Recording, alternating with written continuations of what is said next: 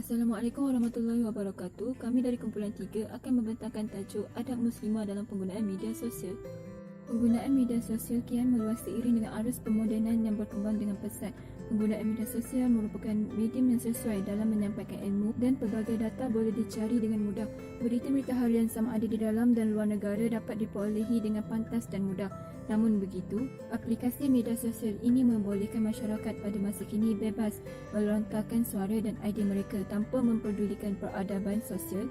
Dalam Islam, Islam telah menggariskan adab-adab seseorang khususnya golongan muslimah dalam penggunaan media sosial. Justru itu, kajian ini akan membincangkan mengenai adab-adab muslimah di dalam media sosial. Kajian literatur, adab menulis dan menyampaikan. Media sosial merupakan tempat untuk berkongsi pengisian seperti profil, aktiviti kegiatan, berjual beli dan transaksi kewangan. Ia juga boleh menjadi pencetus kepada pengusahaan dan pertikaian. Sebagai contoh, grup WhatsApp, terdapat golongan manusia yang menyebarkan informasi kepada orang lain. Ia tidak menjadi masalah apabila informasi itu informasi yang baik, tetapi ia menjadi masalah apabila tersebarnya fitnah. Islam telah menetapkan media sosial adalah selari dengan peranan agama Islam agar tidak menyebarkan fitnah, seperti dalam surah Al-Hujurat ayat 6.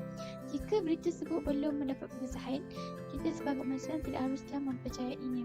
Menurut Jaminan 2019, seorang Muslim haruslah menjaga perasaannya agar tidak terbawa emosi serta menjaga perasaan orang lain. Kita haruslah mengetahui untuk membezakan perkara yang perlu dan tidak perlu untuk disampaikan di media sosial. Dilarang untuk menggunakan media sosial untuk berkata-kata buruk seperti mengumpat, iri hati dan sebagainya. Kita sebagai Muslim haruslah memanfaatkan sebaik mungkin kerana apa yang kita lakukan di dunia ini akan dihisab dan dipertanggungjawabkan di dunia dan akhirat. Hadis riwayat Al-Bukhari, seorang Muslim adalah orang Muslim lainnya selamat daripada gangguan lisan dan tangannya, dan orang yang berhijrah adalah yang meninggalkan segala larangan Allah. Kita haruslah menjadi orang yang baik, maka hendaklah kita menjaga setiap ucapan dan tindakan yang membawa kepada kebencian. Seorang Muslim hendaklah mengesahkan dan meneliti kebenaran fakta dengan maklumat yang diperoleh agar tidak terjadi fitnah, ghibah dan tajasus. Saya akan terangkan berkaitan adab menjaga keaiban dalam penggunaan media sosial. Maruah yang perlu dijaga oleh wanita. Setiap wanita perlu menjaga maruah sendiri kerana mereka juga membawa dan menjaga maruah suami dan keluarga. Apabila wanita tidak menjaga maruah diri mereka, maka harga diri mereka akan jatuh dan seterusnya boleh mencemarkan nama baik suami dan keluarga.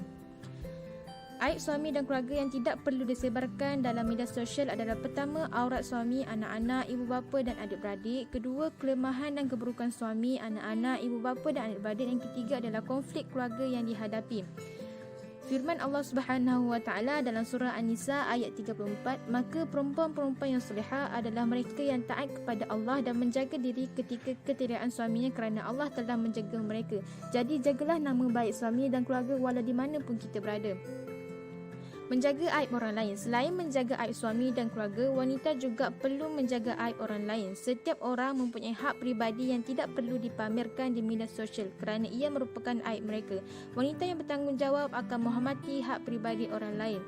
Kesan bagi yang tidak menjaga aib sendiri, suami dan keluarga serta orang lain. Bagi diri sendiri akan dipandang buruk oleh orang lain disebabkan perbuatan sendiri yang tidak bermoral seperti mencaci, memaki, menghina dan memburuk-burukkan orang lain serta menyebarkannya di media sosial.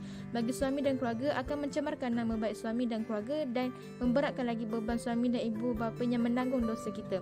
Bagi orang lain akan menimbulkan dosa kepada orang ramai yang melihat aib orang lain kerana mengumpatnya. Tuntasnya, janganlah kita menggunakan media sosial untuk perkara yang tidak bermanfaat yang boleh mendatangkan dosa kepada kita dan orang lain. Allah akan menjaga aib kita jika kita menjaga aib orang lain. Seterusnya, saya pula akan menerangkan tentang adab berkomunikasi di dalam media sosial. Masyarakat pada masa kini sering menggunakan media sosial untuk berkomunikasi dengan individu lain. Media sosial yang sering digunakan adalah seperti WhatsApp, Skype dan sebagainya. Komunikasi di dalam media sosial bermaksud penyampaian maklumat, idea atau perasaan seseorang yang disampaikan di dalam alam maya. Pada zaman sekarang, semua individu bebas untuk melontarkan kata-kata mereka di dalam media sosial. Mereka sering menggunakan kata-kata yang tidak sopan dan menggunakan bahasa kesat. Menurut kajian yang dilakukan oleh Ainal, Mazatul, Nasiha dan Nur 2016, kajian menunjukkan majoriti netizen menggunakan kata-kata kesat dan tidak beradab apabila memberi komen terhadap sesuatu isu berkaitan kerajaan yang terdapat di Facebook. Menurut kajian Azianura dan Muhammad 2019, remaja di Malaysia menunjukkan ketidaksantunan bahasa iaitu sering menggunakan kata-kata kesat ketika berinteraksi di dalam media sosial. Allah sangat melarang umatnya untuk bercakap perkataan yang buruk dan tidak sopan seperti menghina, mencarut dan sebagainya, seperti yang telah dinyatakan dalam surah An-Nisa ayat 148. Masyarakat juga harus sentiasa bercakap baik, bersopan santun dan berbudi bahasa semasa bercakap sesama manusia. Semua individu juga wajib menjaga lidah daripada bercakap perkara buruk. Jika tidak ada perkataan baik yang tidak dicakapkan, maka berdiam diri adalah langkah yang terbaik. Masyarakat juga tidak seharusnya mencerca serta memburukkan orang lain di dalam media sosial. Masyarakat yang menjaga percakapan mereka dengan berkata perkataan yang baik, bersopan santun dan tidak mengeji orang lain, mereka akan memperoleh pahala yang besar dan dosa mereka akan diampuni oleh Allah, seperti yang dinyatakan dalam surah Al-Ahzab ayat 70 dan 71.